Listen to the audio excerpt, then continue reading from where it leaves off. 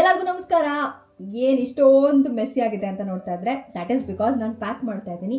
ಯಾಕಂತ ಅಂದರೆ ಇಷ್ಟರಲ್ಲೇ ನಾನು ನನ್ನ ಫಸ್ಟ್ ಇಂಟರ್ನ್ಯಾಷನಲ್ ಟ್ರಿಪ್ಗೆ ಹೋಗ್ತಾ ಇದ್ದೀನಿ. ಇಂಟರ್ನ್ಯಾಷನಲ್ ಪೀಪಲ್ ಎಲ್ಲಿಗೆ ಏನು ಅಂತ ಮುಂದೆ ಹೇಳ್ತೀನಿ. ಎಂಟೈರ್ ನನ್ನ ಬುಕ್ಕಲ್ಲಿ ಯಾವತ್ತಿಗೆ ಏನು ಬಟ್ಟೆ ಬೇಕು, ಎಲ್ಲಿ ಹೋಗ್ತಾ ಇದ್ದೀವಿ ಎಲ್ಲ ಬರ್ಕೊಂಡಿದ್ದೀನಿ. ಸೊ ಅದ್ರ ಪ್ರಕಾರ ಪ್ಯಾಕ್ ಮಾಡ್ತಾ ಇದ್ದೀನಿ. ಒಂದಷ್ಟು ಒಗ್ಯಕ್ಕೆ ಹೋಗಿದೆ, ಒಂದಷ್ಟು ಐರನ್ಗೆ ಹೋಗಿದೆ, ಎಲ್ಲ ಬಂದಮೇಲೆ ತುಂಬಿಸ್ಬೇಕು. ಸೋಫಾರ್ ಇನ್ನೂ ಟೈಮ್ ಇದೆ, ಒಂದಷ್ಟು ಇಲ್ಲಾಗಿದೆ. ಸೊ ಎಂಟೈರ್ ಟ್ರಿಪ್ ನಿಮ್ಮನ್ನು ಕರ್ಕೊಂಡು ಹೋಗ್ತೀನಿ ನನ್ನ ಜೊತೆ. And that's my new camera also. ಯಾಕೆ ಟ್ರಿಪ್ಪು? ಬಿಕಾಸ್ ಹೋಗಬೇಕಿತ್ತು, ಅದಕ್ಕೆ I don't know what I'm talking. So ಬನ್ನಿ ನನ್ನ ಜೊತೆ. ಈ ಟ್ರಿಪ್ ನನ್ನ ಜೊತೆ ಅಷ್ಟೇ ಅಲ್ಲ, ಇನ್ನು ಇಬ್ಬರು ಬ್ಯೂಟಿಫುಲ್ ಫೀಮೇಲ್ಸ್ ಇದ್ದಾರೆ, ನಮ್ಮ ಹೆಣ್ಮಕ್ಳು. ನಾವೆಲ್ಲ ಹೆಣ್ಮಕ್ಳು ಹೋಗ್ತಾ ಇರೋದು. ಸೊ ನಮ್ಮ ಜೊತೆ ನೀವು ಜಾಯ್ನ್ ಆಗಿ ಏನಂತೀರಾ? Let's go.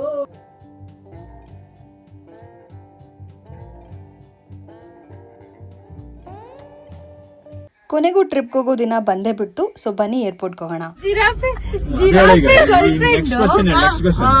ಆ ನದಿ ದಾಟಿ ಪಾರ್ಟಿಗೆ ಹೋಗ್ತಾ ಇರುತ್ತೆ. ಆದ್ರೆ ಆ ನದಿಯಲ್ಲಿರೋ ಮೊಸಳೆ ಎಲ್ಲ ಏನು ಮಾಡಲ್ಲ. ಯಾಕೆ? ಸತ್ತೋಗಿರುತ್ತೆ. ಪಾರ್ಟಿಗೆ ಹೋಗಿರುತ್ತೆ.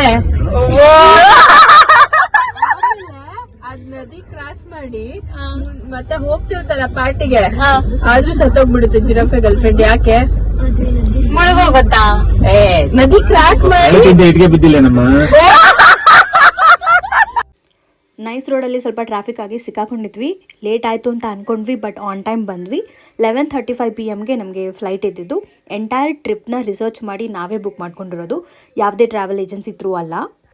ಸೊ ನಮ್ಮದೇ ಆದಂಥ ಪುಕ್ಕ ಅಂತ ಲೈಟಾಗಿ ಭಯ ಇತ್ತು.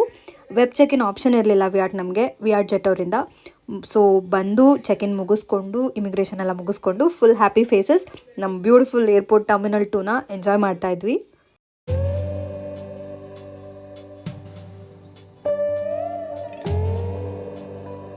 ನಾವು ಬುಕ್ ಮಾಡಿದ್ದು ವಿಯಾಟ್ ಜೆಟ್, ಅದು ಡೈರೆಕ್ಟ್ ಓಚಿಮಿನ್ ಸಿಟಿಗಿತ್ತು. ಆದರೆ ನಾವು ಹೋಗಬೇಕಾಗಿದ್ದು ದನಾಂಗ್ಗೆ. ಸೊ 2 ಫ್ಲೈಟ್ ನಾವು ಚೇಂಜ್ ಮಾಡಬೇಕಿತ್ತು. ಬೆಂಗಳೂರು ಏರ್ಪೋರ್ಟಿಂದ ಕಟ್ ಮಾಡಿದ್ರೆ ನಾನು ಹ್ಯಾಪಿಯಾಗೆ ಹೋಚಿಮಿನ್ ಸಿಟಿಯಲ್ಲಿ ಇಳಿತಾ ಇರೋದಿದ್ದು. ಹೋಚಿಮಿನ್ ಸಿಟಿಯಲ್ಲಿ ಇಮಿಗ್ರೇಷನ್ ಎಲ್ಲ ಸಿಕ್ಕಾಪಟ್ಟೆ ಲೇಟ್ ಆಯಿತು. ಅದೇನು ವೀಡಿಯೋಸ್ ನೀವು ನೋಡ್ತಾ ಇದ್ದೀರಾ ಅಲ್ವಾ ಇನ್ಸ್ಟಾಗ್ರಾಮಲ್ಲೆಲ್ಲ ತುಂಬ ಲೇಟ್ ಆಗುತ್ತೆ ಅಂತಲ್ಲ, ದ್ಯಾಟ್ ಈಸ್ ಸೋ ಟ್ರೂ. ಅಲ್ಲಿಂದ ನಮ್ಮ ಡೊಮೆಸ್ಟಿಕ್ ಫ್ಲೈಟ್ ಕೂಡ ಲೇಟ್ ಆಯಿತು. ಎಲ್ಲ ಮುಗಿಸ್ಕೊಂಡು ನನ್ನ ವಿಪರೀತ ತಲೆನೋವಲ್ಲಿ ದನಾಂಗ್ ಬಂದು ಲ್ಯಾಂಡ್ ಆಗುವಾಗ ಸಾಕಾಗೋಗ್ಬಿಡ್ತು. ಅಲ್ಲಿಂದ ನಾವು ಕ್ಯಾಬ್ ಬುಕ್ ಮಾಡಿಕೊಂಡು ನಮ್ಮ ಹೋಟೆಲ್ಗೆ ಹೊರಟ್ವಿ. ಇಮಿಗ್ರೇಷನ್ ಇದೇನೇನು ನಾವು ಸಮಸ್ಯೆಗಳನ್ನ ಫೇಸ್ ಮಾಡಿದ್ವಿ ಅಲ್ಲ, ಅದೆಲ್ಲ ನಾನು ಡೀಟೇಲ್ ಆಗಿ ಇನ್ನೊಂದು ವೀಡಿಯೋದಲ್ಲಿ ಹೇಳ್ತೀನಿ.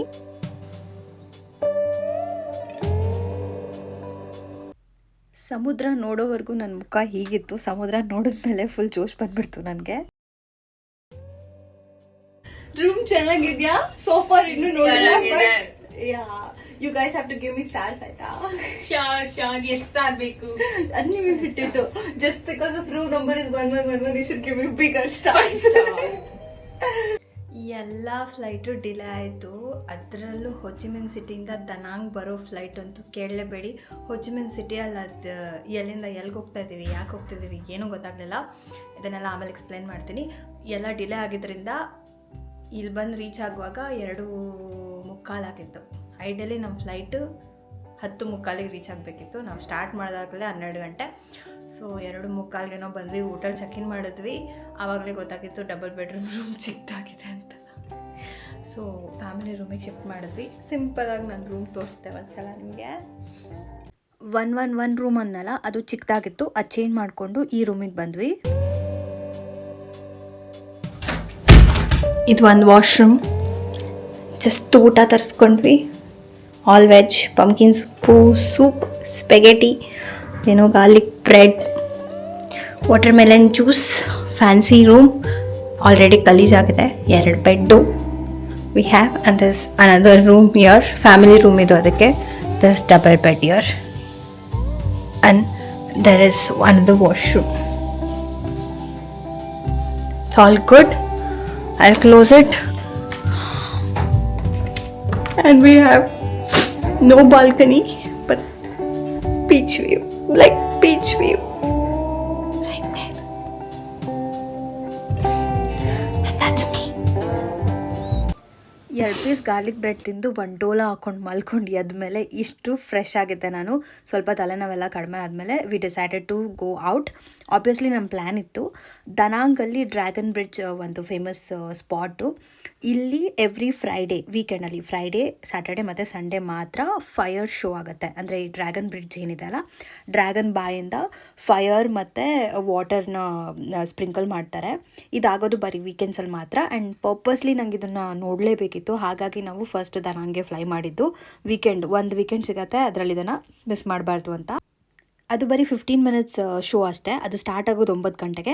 ಸೊ ಅಲ್ಲೇ ಹತ್ರದಲ್ಲಿರುವಂತಹ ಸಾಂಟ್ರಾ, ಐ ಹೋಪ್ ನನ್ನ ಪ್ರೊನೌನ್ಸಿಯೇಷನ್ ಸರಿ ಇದೆ ಅಂತ, ಸಾಂಟ್ರಾ ಮಾರ್ಕೆಟ್ಗೆ ಬಂದ್ವಿ ನಾವು. ಅಲ್ಲಿ ನೀವೇನಾದರೂ ಶಾಪಿಂಗ್ ಮಾಡ್ಬೋದು, ಫುಡ್ ಎಲ್ಲ ಇರುತ್ತೆ. ಸೊ ಮಾರ್ಕೆಟ್ ಎಕ್ಸ್ಪ್ಲೋರ್ ಮಾಡೋಣ ಅಂತ ನಾವು ಮಾರ್ಕೆಟ್ ಒಳಗೆ ಹೋದ್ವಿ.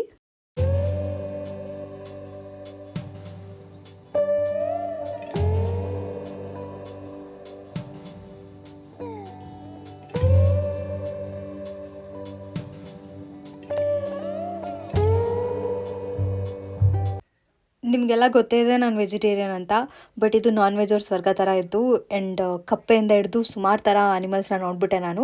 ಆ್ಯಂಡ್ ಸೀದಾ ಅಲ್ಲಿಂದ ಓಡಿ ಹೋಗಿ ನಾವು ಮಾಡಿದ ಕೆಲಸ ಏನಂದರೆ ಜ್ಯೂಸ್ ಕೊಡ್ತಿದ್ದು. ನಾವೆಲ್ಲರೂ ವೆಜಿಟೇರಿಯನ್ಸ್, ಹಾಗಾಗಿ ಫಸ್ಟ್ ಲೆಸನ್ ಕಲ್ತಿದ್ದು ವಿಯಟ್ನಾಮ್ ಕರೆನ್ಸಿ ವ್ಯಾಲ್ಯೂ ಕಮ್ಮಿ ಇರ್ಬೋದು, ಬಟ್ ಖರ್ಚು ಕಮ್ಮಿ ಮಾಡ್ತೀರಾ ಅನ್ನೋದು ಖಂಡಿತ ಸುಳ್ಳು.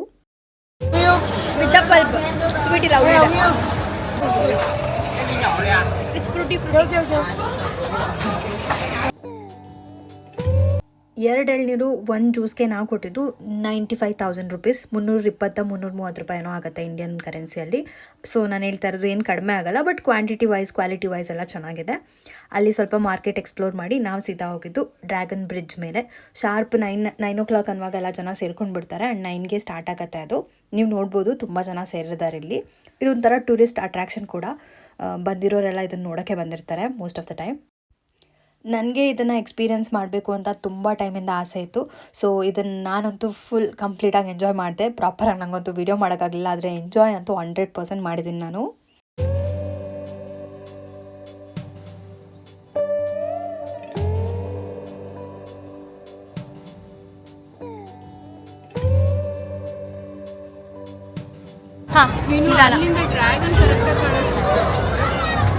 ಸೈಡಿಂದನೇ ಕಾಣುತ್ತೆ, ಬಟ್ ಇಲ್ಲಿ ನೀರೆಲ್ಲ ಬೀಳೋದು ಮಜಾ ಇರುತ್ತೆ. ಅಲ್ಲಿಗೆ ಹೋಗ್ಬೇಕಾ, ವಾಪಸ್ ಹೋಗೋಣ ಮೇಲೆ, ಅದಕ್ಕೇನಂತೆ. ಸೈಡ್ ಬಿ ಬಂದ್ರೆ ಈ ಕಡೆ ತಿಗೋ, ಈ ಕಡೆ ದಾಟ್ಬಿಡ್ತು.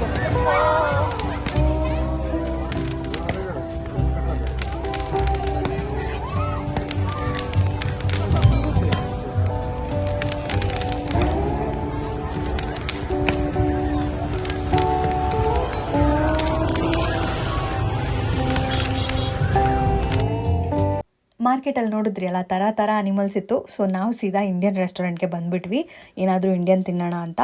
ಇದು ನಮ್ಮ ಡೇ 1 ಆಗಿತ್ತು. ಇಲ್ಲಿಗೆ ಈ ವ್ಲಾಗ್ನ ಮುಗಿಸ್ತೀನಿ.